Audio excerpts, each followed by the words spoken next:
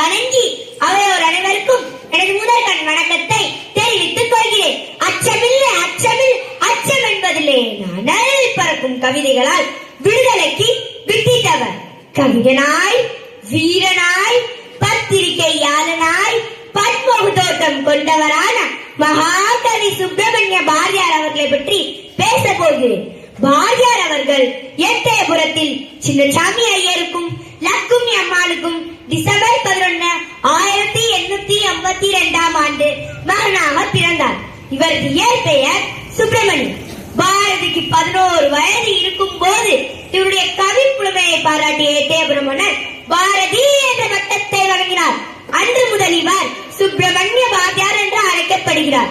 பாரதியார் கண்ணன் பாட்டு, குயில் பாட்டு, பாப்பா பாட்டு, பாஞ்சாலி சபதம், புதிய ஆத்திச்சூடி போன்ற புகழ்பெற்ற காவியங்களை பாடி இயற்றியுள்ளார். பாரதியார் தமிழ் மட்டுமின்றி ஹிந்தி, சமஸ்கிருதம், பிரெஞ்சு, ஆங்கிலம் போன்ற பிற மொழிகளில் புலமை பெற்று விளங்கினார்.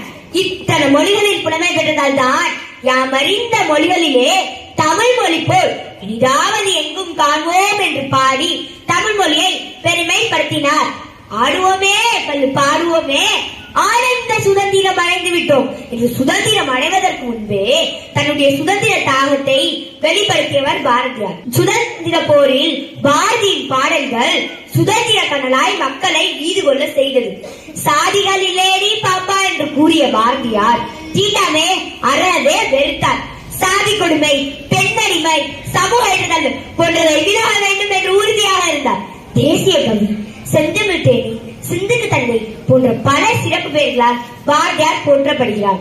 பாரதியார் 1921 ஆண்டு செப்டம்பர் 11 இவ்வுலக வாழ்வில் இருந்து விடுதலை பெற்றார். மகாகவி மறைந்தாலும் அவரது கவிதைகள் இன்றைக்கும் நமக்கு தேசபக்தியை ஊட்டிக்கொண்டே இருக்கின்றன.